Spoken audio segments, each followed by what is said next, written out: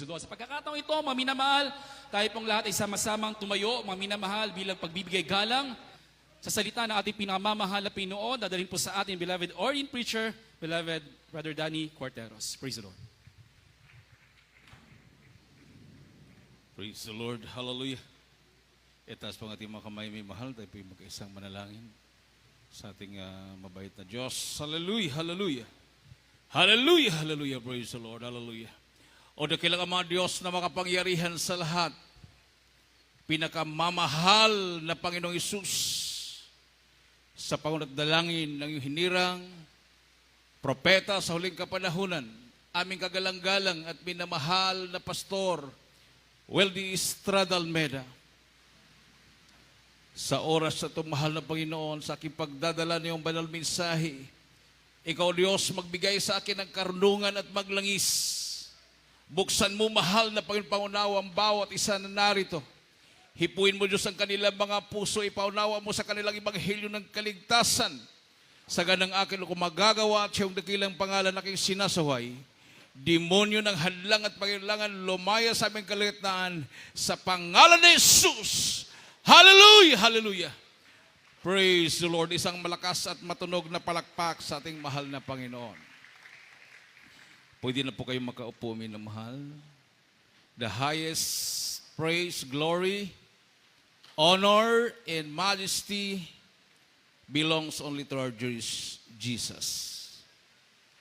And we give a double respect and honor to the man of God, the end time prophet of our loving God, our beloved and noble evangelist, Pastor Weldy Estrada Almeda.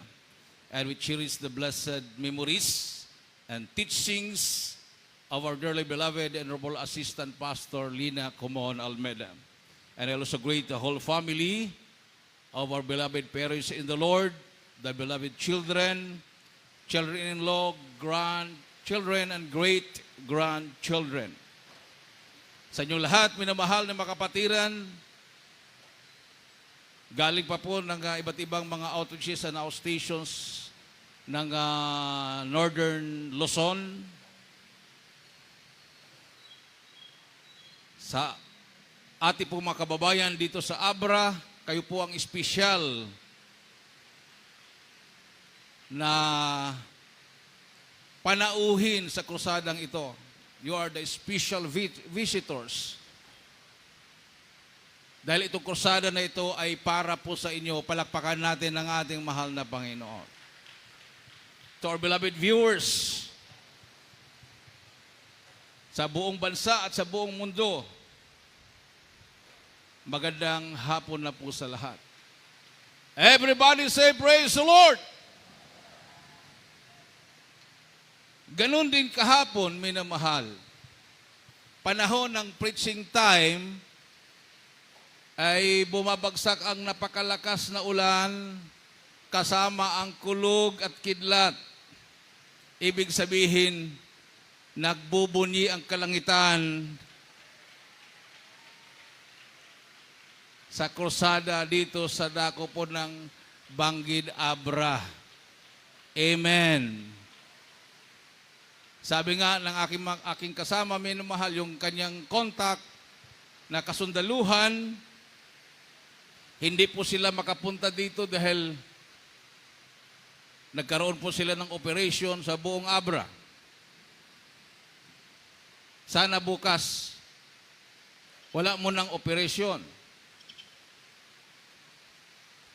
Bigyan po natin ng daan ang mga tao na naliligaw ng landas na makadalo sa gawaing ito para mabuksan ang kanilang pangunawa at sila'y magbalik loob sa Diyos. Dahil sabi nga ng patutuon ng ating mahal na kapatid kanina, na siya ay isang labor leader sa dako po ng Calamba, ng Laguna, ng Batangas, ng Bicol Region. Bawat grupo ng mga manggagawa na mga legal, mayroon pong NPA na naka-assign para sila ay ma-brainwash. At ang itinuturo ng NPA sa kanila, ang Diyos ay wala. Hindi totoo. Ang totoo, galing daw tayo sa unggoy. Sinong naniniwala na galing kayo sa unggoy ang mga ninuno nyo? Taas ang kamay. Mabuti na lang, wala. Palakpakan natin ang ating mahal na Panginoon. Sabi ng Psalms chapter 53, verse 1, "The fool hath said in his heart, there is no God. Corrupt are they, and have done abominable iniquity. There is none that doeth good." Ang isang taong nagsasabi kahit sa puso lang niya na walang Diyos, sabi dito minamahal, corrupt are they. Sila pala yung number 1 na corrupt. Amen. Lahat ng mga corrupt ay walang Diyos.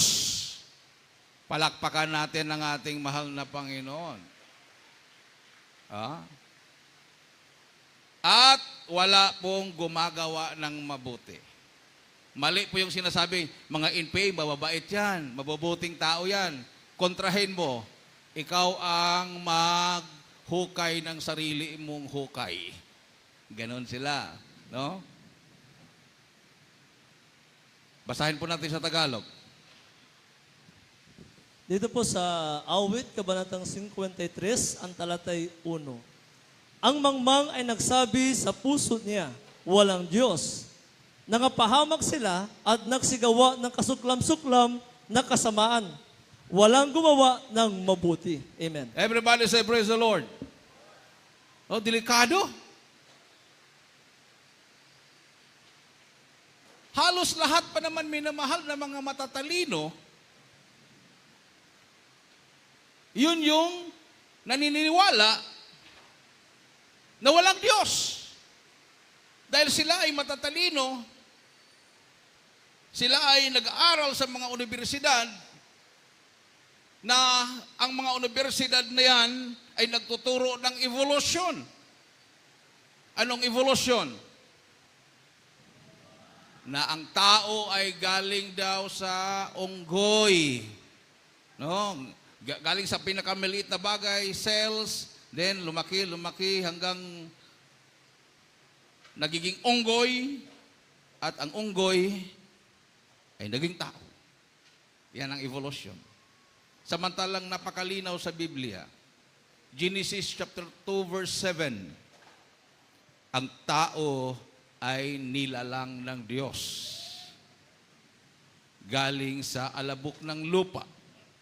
Hindi po nila ma-explain yon. Paano nangyari? Genesis chapter 2 verse 7. Ito po yung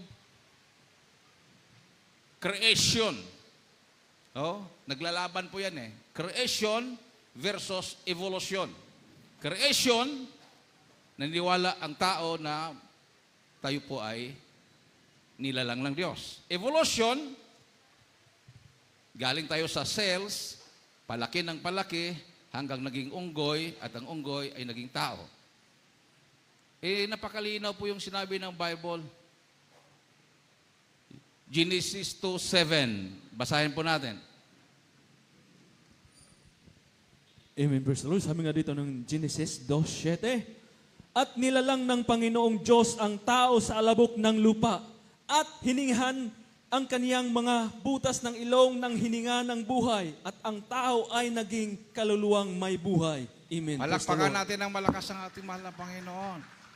Gumawa ang Diyos ng tao galing sa alabok ng lupa, kompleto, may mata, may ilong, may tainga, lahat, from head to foot.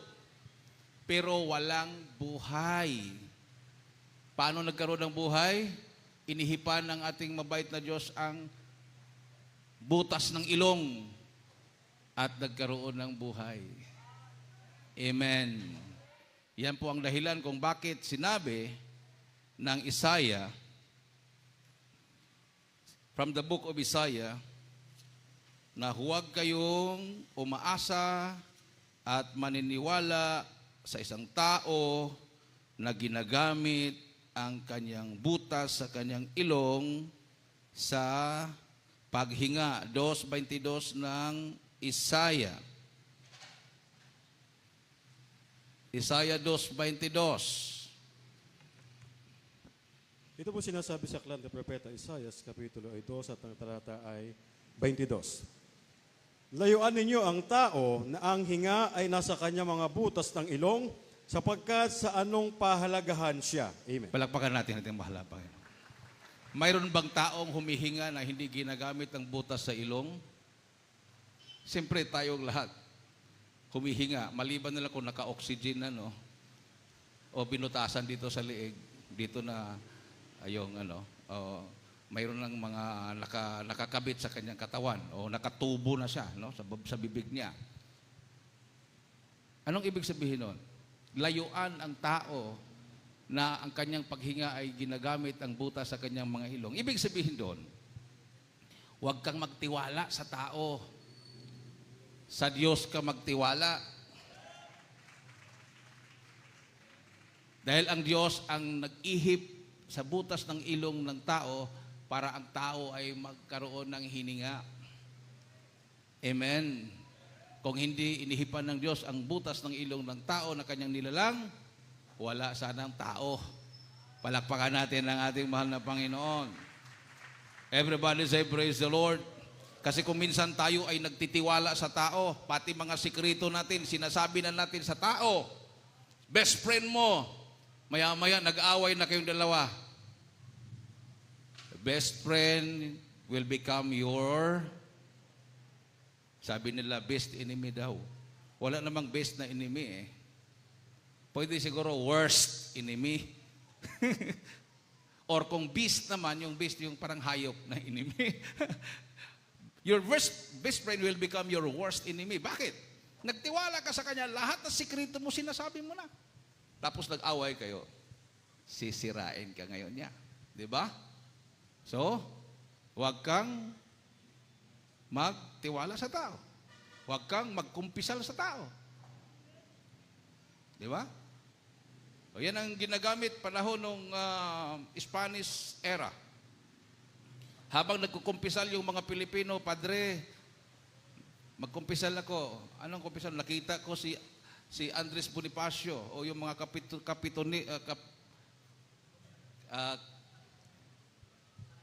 katipunero doon sa aming barangay. Alam na ng pare na Espanyol, mayroon pala mga katipuneros doon sa barangay.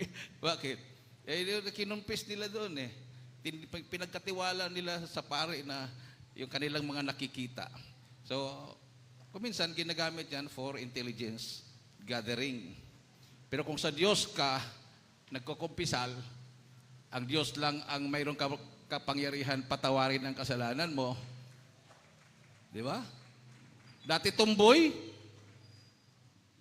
pagtatawagin siya sa sarili niyang pangalang Jocelyn, galit siya. Dahil hindi nga daw siya babae, lalaki siya. Ano kayang gusto niyang itawag sa kanya? Joselito siguro. Pero nung siya nakadalo sa gawain, hindi pa nga siya nabautismuhan, papunta pa lang sa baptismal tub at pinigilan siya ng mga sister, Brad, huwag kang pumasok dito, pang sister po to. Hindi po ako brother, sister po ako. Tingnan mo. Hindi pa siya nabautismuhan. Nakarinig lang siya ng papupuri, katulad dito, minamahal. Narinig niya yung pangangaral ng Ebanghelyo, mga patotoo. Kumilos na ang kapangyarihan ng Diyos sa buhay niya.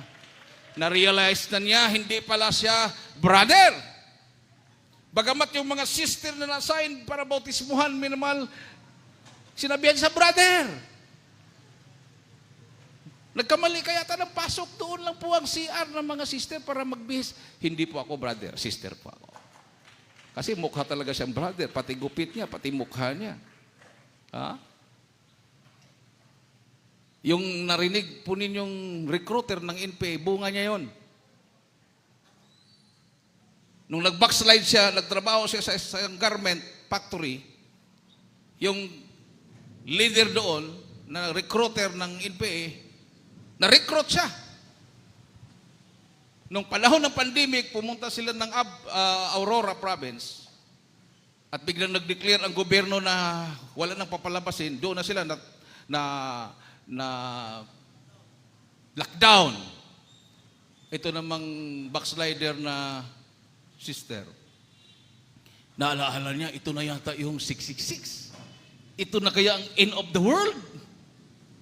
Hinanap niya ang Jesus Miracle Crusade sa cellphone. Nakita niya, nanood siya ngayon ng mga preaching nating mahal na pastor. Live, online, nagawain. Pinagtatawanan siya. Ano naman yung pinapanood mo? Ito yung pinanggalingan ko dati nung hindi pa ako na-backslide. Pinagtatawanan siya. Biglang nagkasakit yung si Ka-Ursula kasi ang kanyang alias. Biglang nagkasakit. Hindi siya makakakain, hindi siya makalunok. Tonsillitis ang sakit niya.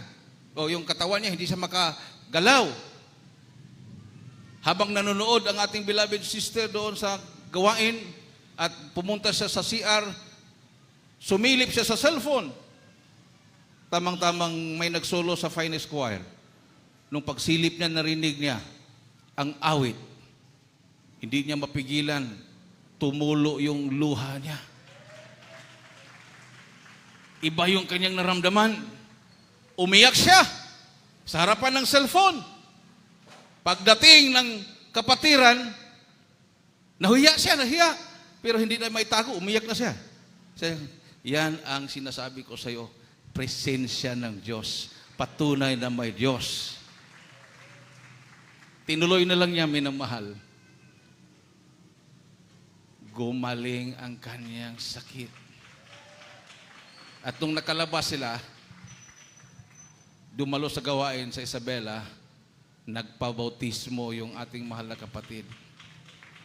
Ngayon, choir member na. Palakpakan natin ang ating mahal na Panginoon. At nagtatrabaho na rin.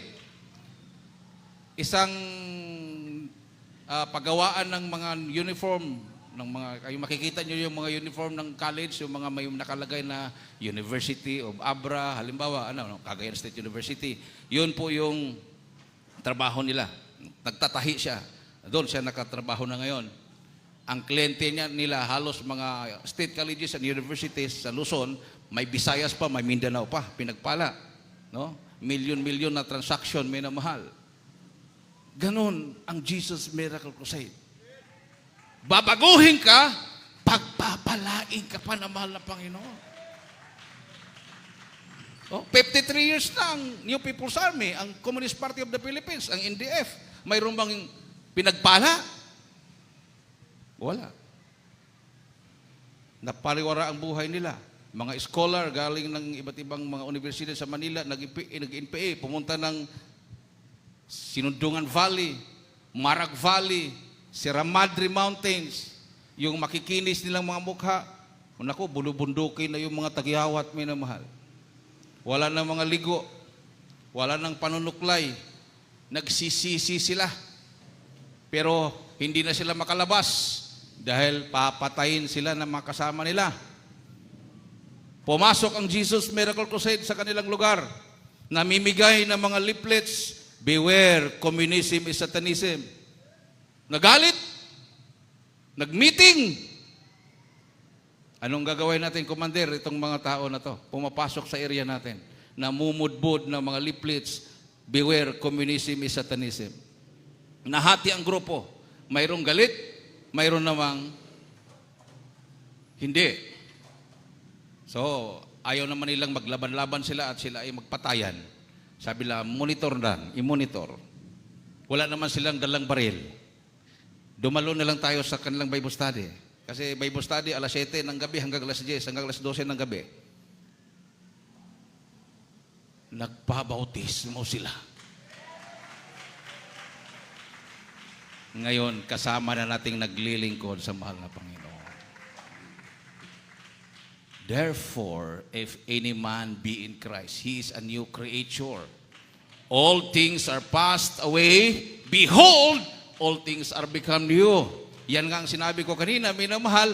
Instead na mag-operate ang mga kasundaluhan sa kabundukan, bumaba na lang sila dito bukas. Dalo na lang sila. Magpuri sa mahal na Panginoon. Katulad ng krusada sa Zamboanga City. Nagkrusada ang ating mahal na pastor. Kinakalaban niya minumahal ang terorismo, ang komunismo. Kayong mga Abu Sayyaf, sabi ng mahal na pastor. Mga Abu Sayyad kayo. Nagkrusada sa Zamboanga Sports Complex. Pinapasting ang lahat na kasama. 10 days, 21 days, 40 days. May nanaginip. Mahal na pastor, lahat na sumama sa krusada sa Zamboanga, mahal na pastor, pag-uwi, puro mga kabaong na lahat. Hindi lang isang kapatiran, 2, 3. Nag-ayuno, nag-reveal ang mahal na Panginoon. Lahat na sumama sa krusada, pag-uwi sa Manila, puro nakakabaong na. Sakay sa barko at eroplano. Natakot bang mahal na pastor? Hindi. Dagdagan ang fasting. Tuloy ang krusada. 3 araw. Unang araw, nakapaikot ang mga tangke de gera kasi mayroong intelligence gathering report na dadalo ang mga Abu Sayyaf. Dadalo ang mga rebelde, mga NPA. Ang target, patayin ang mahal na pastor. Pagpasabog sila ng granada sa loob ng sports complex. Bawat gate, may tangke de gera ng Philippine Army. Pagtayo ni mahal na pastor, tayo sa mahal na pastor. Bakit mayroong mga tangke de gera dyan? Hindi ko kailangan yan. Alisin yan. Paano makapasok ang mga masasamang tao para magbagong buhay kung mayroong nagwardya sa gate?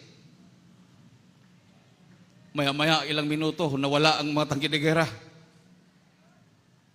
Nagsibilyan na lang yung mga sundalo. Ayun, dumalo. Pangalawang araw, sumulat ang mga rebelde. Evangelist Almeida. Balak sana naming patayin ka, pero maganda pala ang dala mong ebanghelyo. Pagpasok ng mga pastor sa kampo ng Abu Sayyaf, sabi ng mga Abu Sayyaf sa amin, di ba nagkrusada kayo sa Zamboanga City? Sabi ko, paano niyo nalaman? Doon kami, dumalaw kami. Ang haba ng buhok ng inyong mga sister, tapos nakaputi ng damit, tapos ganito, describe. Tama. Doon kami. Pasabugin sa namin ng Bombay, kaya lang, nakinig na lang kami, wala na kami nagawa. Grabe kapangyarihan ng mahal na Panginoon. At ang pinagtataka nila, ang gusto nilang patayin doon sa Zamboanga Sports Complex, pumasok sa kampo ng Abu Sayyaf. Sabi ng mga Abu Sayyaf, hindi na kayo makalabas buhay. Matagal na naming napapanood si Pastor Almeida. Pupugutan namin siya ng ulo dahil sabi niya, mga Abu Sayyad kami, mga demon possessed kami. Ay ngayon, nandito na kayo sa kampo namin. Kasi ako lang po yung humaharap sa mga Abu Sayyaf as a spokesman. Kung ano yung marinig ko, sinasabi ko kay Mala Pastor. Pag tapos namin nag-uusap sa mga Abu Sayyaf, tawag ko Mala Pastor, anong sinabi, Brother Danny? Hindi na tayo makalabas buhay, Mala Pastor. At tagahanga mo daw sa TV program, Mala Pastor, yung ilan sa kanila. Sinabi mo raw na ang mga Abu Sayyaf, mga Abu Sayyad, mga demon possessed. Sabi ng Mala Pastor, praise the Lord. Ilang percent ang panampalataya mo, Brother Danny? Sabi ko, Mala Pastor, 100%. Sinungaling, sabi niya. Kung 99% ang panampalataya mo, maiwan ka dito at mapupugutan ka ng ulo. Kulang ng 1%, maiwan, mapugutan ng ulo. Tinanong kami isa-isa, ikaw, Brother Henry, Brother Alvin, lahat, 100% po mala pastor. Ikaw, Brother Danny, binalik sa akin. 100% talaga mala pastor. Ang ibig mong sabihin, kung pahintulutan ng Diyos na mapugutan tayo ng ulo lahat, handa na kayo? Sumagot kami lahat with a smile, opo, mahal na pastor.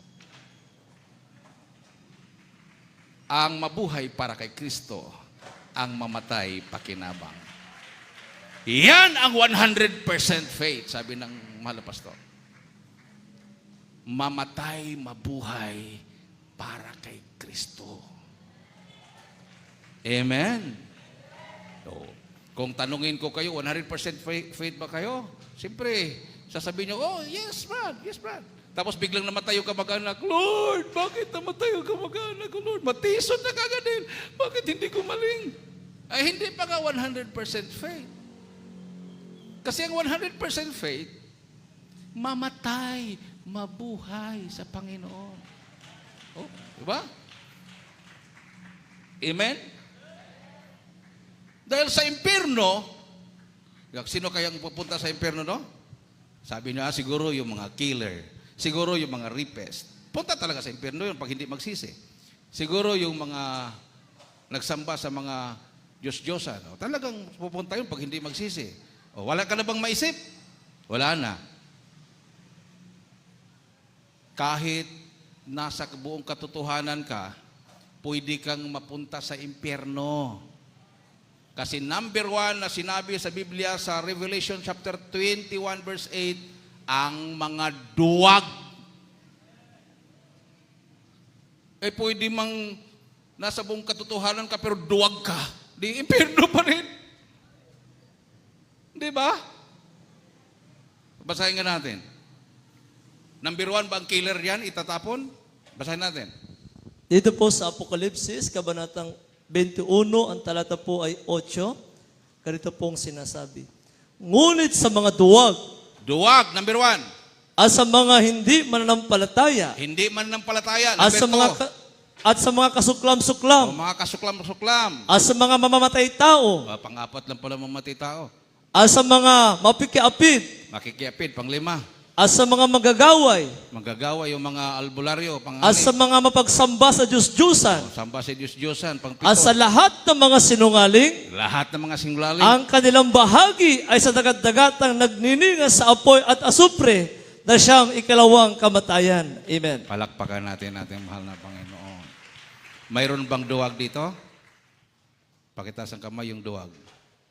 Wala, kasi nandito kayo eh. Natural na dito kayo, hindi kayo duwag. Yung mga duwag, yung wala dito. Bato-bato sa langit ang matatamaan, pagpapalain ng mahal na Panginoon. Kasi hindi pa huli ang lahat. Nag-shortcut kami dyan nung hinatid namin yung streamer na yan na Beware Communism sa Tenisim at sa mga leaflets. Nag-shortcut kami dyan sa Balbalan, Balbalasang, tapos sa pagpasok ng Abra, Malikdong ba yun? Abra na yan. Yung Likuan, Baay, yan, nadaanan namin yan. Maganda, ganda. Mga pine tree, malamig na lugar. Mas malamig pa yata sa Baguio. Ganda. Kaya yung daan, paliko-liko. Paakyat, panaog. Walang katao-tao. Si Staff Sergeant, tumawag sa amin, Kuya, dadaan pala kayo dito sa Abra, sa bundok. Mag-Bible study muna tayo dito sa kampo. Diyo, saan ka ba? Likuan ba kuya? O paano namin makita yung kampo mo? Mayroon ka makita kuya, Tubong Market. Tapos kasunod noon, nandun ako sa kalsada. O sige, Tubong Market. Nakita ko Tubong Market. Sabi ko sa driver, Tubong Market yun ah. Sabi naman niya, Papa naman, italipapa yun eh. Mayroon lang nakalagay doon sa simento na pader, Tubong Market, nakabandal, Tubong Market. Wala namang katao-tao, talipapa, walang tao, kahit isa. Tabi ng kalsada, tapos bundok. Tubong Market yun eh. Hindi pa, Tubong Market, may tao, palengke. Pagsunod naming liko, nandoon na si Staff Sergeant. Praise the Lord! Eh, na yun na nga yung tubong market eh. Ang iniisip nating market, yung SM yata. Eh, napunta sa bundok tayo. Sabi ko, akala ko ba market yun? Sabi naman niya, pag umaga kuya, daming tao dyan. Kasi yung mga produkto sa bundok, binababa. Pagkahapon, wala lang matirang tao. Kasi walang bahay eh. Talipapa lang. Saan ba tayo mag-Bible study? Tinuro niya, doon. Naku, naalala ko. Pag ganun, layo yun. Pag ganun, malapit lang. Saan ba? Lugo. Eh, kasama ko buong pamilya ko. Mga babae. Akit tayo pa. Oh, alam mo, magpaiwan ka dito. May mga NPA dito. Iwanan lang sa kalsada. Walang tao. Walang kabahay-bahay. Akit kami. Parang 45 degrees yata yung akyatan. Yung puro mga umuulan pa, bato. Pagdating sa tuktok, nandun nga, kampo. Baybustahanin na kami. Nung nag-preach na ako, sabi ng anak ko, yung eldest daughter ko, binulong sa mama niya, Ma, may klase ako, alas 9. Eh, alas 8 na. Sabihin mo kay Papa, i-shortcut. Eh, may online class siya sa University of the Philippines sa Diliman. Nagpa-enroll siya sa UP Diliman, sa Open University. Nagdagdag siya ng teaching units dahil gusto niyang mag-take ng board exam. Sa UP. Pagkatapos, bakit kasi hindi mo sinabi? Pagbaba namin, hindi naman pwedeng takbuhin dahil napakatirik. May mga sundalo, bawat isa sa amin, hawak kami ng sundalo. Yung bunso ko, hindi sanay sa bundok, dumiritso, patakbo. Mabuti, yung sundalo na una, sinalo. Nasalo siya. Kung hindi nasalo, ay awan ko lang. Kung mabuhay pa ba siya sa baba. Sacrifice talaga. Sabi ko, anak, paano yan? Pag hindi ka maka-attend doon sa online class nyo sa UP, tanggal ka. Habulin nga natin na mayroong signal pa. Nako, instead na dahan-dahan kami paliko-liko, akala mo tumakbo sa NLEX, sa expressway. Habulin lang kung nasaan yung signal. Mayroon kaming nadaanan na pesonet. Sarado na yung tindahan, pwede palang maghulog doon. May signal mga 2 bars. Eh siya yung gumawa ng program doon sa kanilang lesson. Pinasa niya. Napasa, 15 minutes before mag-9, naipasa. Okay na pa, naipasa na. Eh paano ngayon? May online class ka, di hinto tayo dito. Sinabi ko kay teacher, mahina ang net ko. Hiningi sa akin yung picture, pa-picture siya. O sabi nung professor niya sa UP, hindi matuloy ang klase dahil mayroon estudyante na nasa bundok. Akala ko na nalutas na. Pagdating namin dito, patulog na kami. Hindi na ako nakipagkita kay Kuya Nanding dahil usapan namin mag-usap kami, gabi na, mga alas 11, alas 10 na kami nakarating. Mga ganon. Sabi niya, Pa, nagalit ang presidente ng Cagayan State University. Bakit? Ako lang ang absent sa seminar, sa mga professor, mga instruktor. Tanggalin daw ako sa trabaho. Sabi ko, anak, inuna mo ang Panginoon. Hindi ka matanggal. Basta galit na galit pa. Pagbalik niya doon, tinawag siya ng presidente, kinausap. Hindi naman siya tinanggal. Basta unahin mo ang mahal Panginoon, kakampi mo ang Diyos. Palakpakan natin ang ating Diyos na buhay. Isang malakas at matunog na palakpak sa ating mahal na Panginoon. Sa Isaiah 54:17, walang almas na ginawa ng tao magtatagumpay laban sa iyo. No? Basahin nga natin yan, Isaiah 54:17. Amen. Praise the Lord. Sabi nga dito ng Isaiah 54:17, walang almas na ginawa laban sa iyo ay pakikinabangan, at bawat dila na gagalaw laban sa iyo sa kahatulan ay iyong hahatulan. Ito ang mana ng mga lingkod ng Panginoon at ang katuwiran nila ay sa akin, sabi ng Panginoon. Amen. Praise the Lord. Isang malakas at matunog na palakpak sa ating mga ito. Lahat na naniniwala sa versikulo na yan, sumigaw ng malakas na praise the Lord. Tayo lang ang nagkukot ng ganong bersikulo. Mayroon pala sa Biblia yan. Takot yung mga pastor na banggitin yan. Pero ang Jesus Miracle Crusade, mismo sa kampo ng Abu Sayyaf. Sabi ng mga pastor, Brother Danny, lapitan mo si Robot. Bakit po mga pastor? Basahin mo ang Isaiah 54:17. Tinanong ko si mga pastor, grabing discerning ng mga pastor, natakot ka? Huwag ka matakot. Pinili kitang spokesman, alam kong matapang ka. Nung narinig ko yung matapang daw ako, sabi ko, matapang pala ako.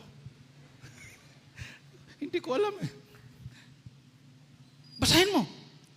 Opo, mahal pastor. Paglapit ko, dala-dala ko yung Bible. Mayroon pong message ang aming mahal na pastor. Sabi ni Robot, ano yan? Bukas na ako sa Bible. Huwag mong buksan yan. Alam mo ba, ang pagkakaroon ng Biblia sa kampo namin ay katumbas ng death penalty. Babasahin mo pa. Sabi ko, nandito kasi yung message ng mahal na pastor sa inyo. Lumingon siya kay Commander Sosokan, yung mahaba ang buhok hanggang balikat, dito hanggang baywang. Nakapulupot yung buhok niya. Tahimik na commander yon.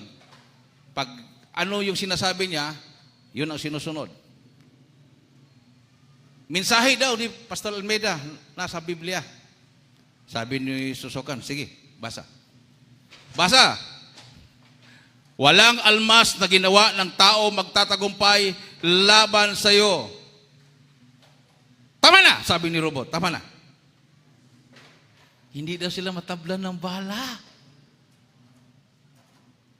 Sabi ni Susokan, patayin. Lapit kay Mala Pastor. Mayroong nagdala ng lubid para gapusin ang Mala Pastor. Nakaupo ang Mala Pastor sa upuan, tapos nakaangat dahil nasa kubo. Walang dingding yung kubo. Si Robot nasa baba. Lumapit na ang mga Abu Sayyaf, nakatutok yung mga baril. Sabi ng Mala Pastor, pasik yan! Sira yan! Shoot me now! Shoot me now! Instead na gapusin, naggalit si Robot. Kasi gusto niya gapusin, lagyan pa ng panyo yung kanyang bibig para hindi daw sisigaw ng aliluya. Kasi pag sumisigaw ang Mala Pastor ng aliluya, nanghihina sila. Sabi, gapusin mo yung isang kamay. Kasi yung isang kamay, hindi na maitaas ng Mala Pastor dahil fasting siya ng 40 days. Umakyat. Fasting pa kami ng 7 days without water and food. Talagang hina na talaga siya. Isang kamay lang yung tinataas. Gapusin pa daw kasi pag tinataas, aliluya, aliluya, nanghina sila. Nanghihina. So, gapusin ng kamay, lagyan ng panyo ang bibig. Sa galit ni Robot, hindi siya makapag-antay, hinawakan ng dalawang paa ng Mala Pastor para ihulog doon sa kubo. Allahu Akbar! Sabay naman pa sa Hallelujah, praise the Lord! Nadulas ang pagkahawak ni Robot at subasob si Robot sa lupa. Pagbangon niya, umakyat. Akala ko itulak ang Mala Pastor. Uhulog. Inakbayan. Ang hirap patayin ang lingkod ng Diyos. Mahirap patayin ang tunay na lingkod ng Diyos. Tapos lumingon sa akin, Danny Boy! Sunod ka sa akin! Sunod ka! Sabi ko, Mala Pastor, susunod ba ako kay Robot? Sunod ka, sunod ka. Sunod ako. Sama ka sa amin. 15 minutes lang. Pastor Almeida, hiramin lang namin si Danny Boy. Hiramin, pugutan pala ako ng ulo. Lapit mo na ako kay Mala Pastor kasi ihiwalay ako eh. Mala Pastor, sama ba ako? Sama ka. Huwag ka matakot, sama. Sama. Nilagay ako sa kwarto. Kinandaduhan. Nag-meeting ang mga Abu Sayyaf. Alas 10 ng umaga, pagka alas 3, binuksan yung kwarto. Sabi nung Abu Sayyaf sa akin, naawa ako sa iyo. Pero ito po yung pinagkasunduan. Ikaw ang gagawing sampol. Pupugutan ka ng ulo mamaya. Pero dahil Bisaya ka, Bisaya din ako, tuturuan lang kita para hindi matuloy ang pugot ng ulo. Ano gagawin ko? Huwag kang paluhod-luhod. Huwag kang magmamakaawa. Huwag kang umiyak. Anong gagawin ko nga? Habang ginugulgul yung liig mo, mag-smile ka lang. So, inimagine ko na. Umalis na siya. Inimagine ko na, habang ginugulgul yung liig, mag-smile. Kaya ba niyo mag-smile, ginugulgul ang liig?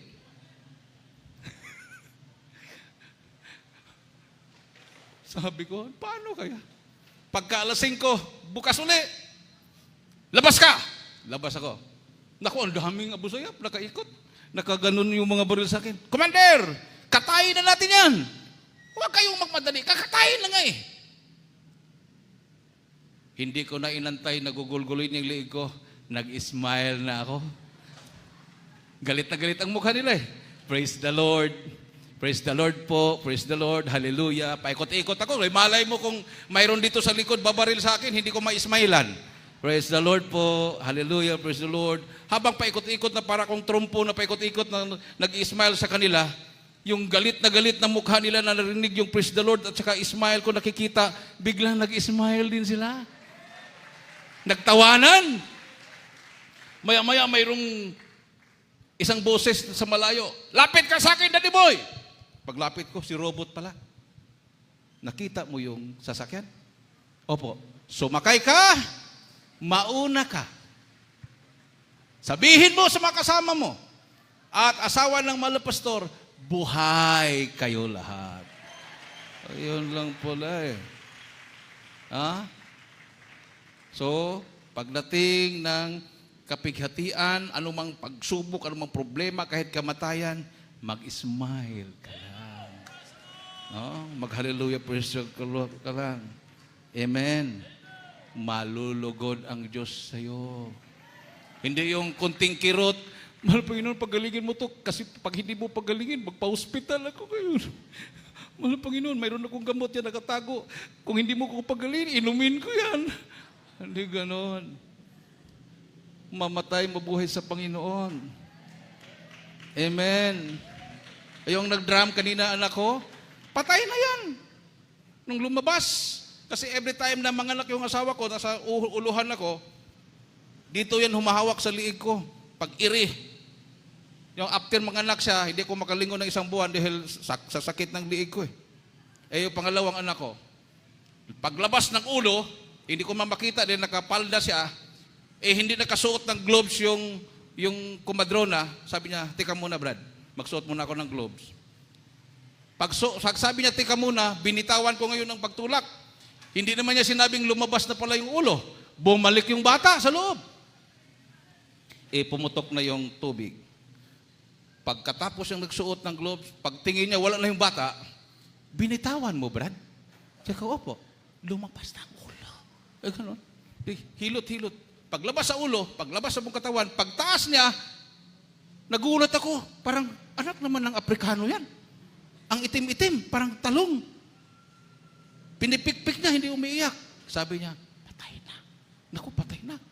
Patay na. Nakatulog yung beloved ko sa pag-iri. Say, pause mo na, pause kasi yung placenta. Pause. Pagkatapos ng placenta, lumabas na. Paano yung bata? Patay na. Sabi niya, patay na. Biglang nagising yung beloved ko. Nasaan si baby? Ako, patay na. Sabi ko, inabot ko yung bata sa pangunat dalangin ng aming malapastor, Oldie Almeida. Binulong ko lang, baka mataranta siya. Demonyo ng kamatayan, lumas ka. Jesus, di mabuhay ka. Biglang inangat ng kumadrona. Umiyak ang bata. Umiyak! Pagkatapos nung umiyak, kininto na namin, napatay na.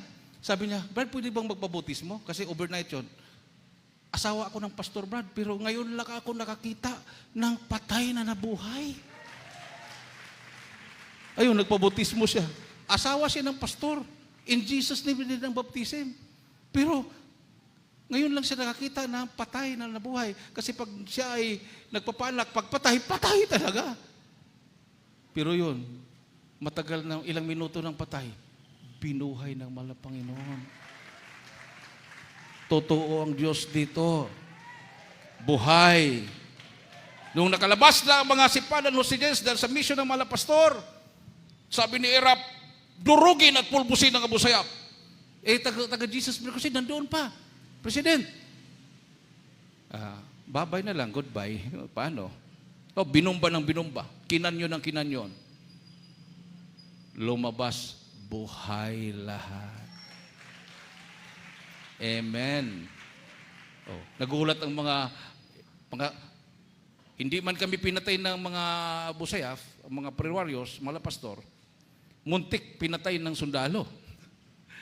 Kasi nung nakita, biglang tumayo yung prayer warrior, hallelujah, praise the Lord. Nataranta yung sundalo, biglang binaril, brak! Imposible, importin, ikomando yun. Sabi niya, hindi ka natamaan, Brad? Hindi. Nakita ko may malaking kamay, parang tinapik yung aking baril. Kristyano ba talaga kayo? Nandiyan si Malpastor. Nakita si Malpastor doon. Grabe, ang himala. Nagtagumpay. Dinala kami lahat sa Heroes Hall, sa Malacanang. Sabi ni Erap, prayer works. Ayan. Malaking bagay pala ang panalangin. Tumayo tayo lahat. Sabihin nyo, pag-uwi nyo bukas sa mga kapitbahay nyo, mga kamag-anak nyo, may krusada pa, last day. Kung mayroon mang mga kasundalahan dito na narito, mga intelligence, sabihin nyo sa mga sundalo, sa bundok, huwag mo na kayong mag-operate bukas. Kasi nahadlangan yung pagbaba ng mga NPA para pagdalo. Instead na mag-operate, dumalo. Padaluhin ng mga sundalo. Dahil hindi lang po NPA ang kalaban ng ating bayan. Nandiyan ang China, mga komunista sa China. Gusto na tayong lusubin. Kailangan ng mga sundalo may Diyos. Makilala nila mahal na Pinoon. Kahit gaano pa kadami ang mga sundalo sa mga komunistang bansa, hindi sila magtatagumpay laban sa atin sa pangalan ni Jesus. Nandiyan ang propeta na mahal na Panginoon. So we declare through the leading prayers of our pastor na ang mga komunista sa Abra ay magbagong buhay na. At ang Abra ay ideklara na communist-free province. Walang imposible sa mga Pinoon. In the mighty name of Jesus, atin na ang Abra. Ang mga tao sa Abra ay naniniwala na sa Diyos. Hindi sa evolusyon na galing tayo sa unggoy. Ibigay ko ang pagkatao sa ating pong beloved ordained preacher, Nandi.